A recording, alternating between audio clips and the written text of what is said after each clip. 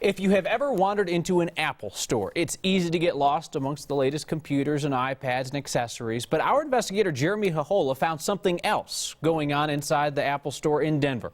It's a scheme targeting the homeless and the poor. And Jeremy recorded the whole thing on his iPhone. With my iPhone, I watched something suspicious go down at the Cherry Creek Apple Store. Several men signing numerous contracts for numerous iPhones within hours, but then giving them over to someone else. Even an Apple Store employee appeared to play a role, giving the iPhone straight to this guy. I really didn't think about it. All I heard was $200.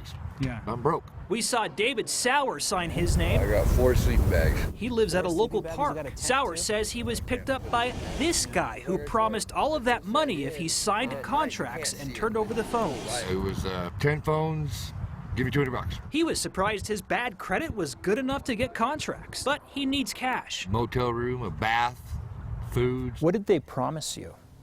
They promised me about $200, $300 in cash. We watched Jamal sign away too again and again. The same guy approached him on his way to donate plasma. Why were you going to donate plasma? You were just hard up for cash? Yeah, I just needed some cash at the moment. They promised me cash right after the cell phones were activated.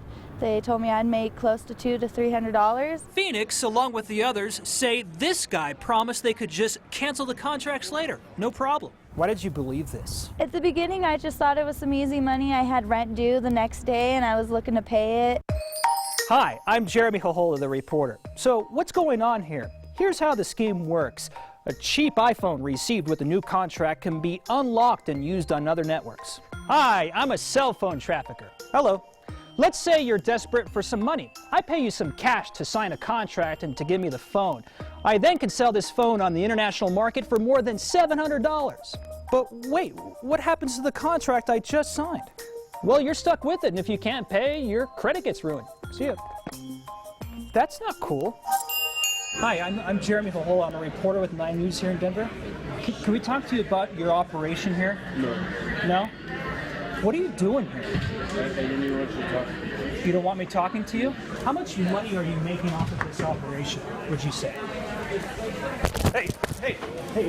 After that, Apple told us to leave. And mall security kicked us out while these guys were allowed to stay. Back here in the newsroom, I found out this guy is Benji Kermani of Beverly Hills. He owns a company that sells unlocked iPhones. It appears he's exploiting the poor to make money. Apple's gotta be angry about that, right? I'm going to be showing this video on the newscast showing this Apple Store employee that appears to be working with these men. You have no comment about that? Well, I guess not. In fact, I saw Kermani and his crew back in business the very next day. He approached me. Don't call me, don't text me, don't try to add me on Instagram. But still no explanation. You want to assault a TV reporter, we're going to call the police on you. I'm not going to assault you. Listen, and don't try to threaten me. Shut your mouth when I'm talking to you. After that Jerry Springer moment, I reached out to AT&T and Verizon. No comment from them either. Once we introduced the iPhone, we were seeing just rampant credit muling all over the country. Only Sprint would speak to us about what it calls credit muling. There are many laws that are being broken by this type of activity, and so Sprint has actually filed about 40 lawsuits, federal lawsuits all over the country, trying to crack down on this type of behavior. There are no current lawsuits in Denver, but in Lone Tree, Casey Parker and Aaron Chambly are facing a criminal charge of deception. Police say they convinced a mentally disabled man to sign contracts at the Park Meadows Apple Store. This scam is taking place,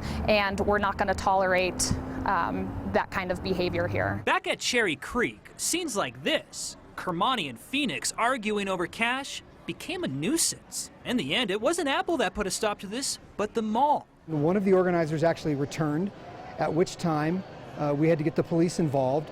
And since that happened, they have not returned. Benji is out there somewhere, but we still have one more question for Apple. Siri, what do you think about all of this? A fine question. Now can we get back to work? Yes, of course, Siri. I will still work on this story. If you were approached by these guys or got caught up in something like this, talk about it on Twitter with the iScheme hashtag, or you can email me at jeremy@9news.com. I'll also be happy to answer your questions about tonight's report. In the end here, Kyle, though, this scheme really hurts people who are already in a financial hole. It just makes the harder for them to get out of it with all that debt and ruined credit. At first I was thinking, well, maybe Apple doesn't know that this is happening, but you're describing a situation where essentially the guy comes and sets up camp in the store for days at a time. And he brought loads of people into the mall for several days, standing outside of that Apple store, calling them in one by one. Apple knew this was going on. Who knows why they didn't put a stop to it? That's why we reached out to Apple, but we got that no comment. And it took Cherry Creek to say, get it out of here. Cherry Creek was the one that put the end to the scheme. Interesting. Jeremy, thank you.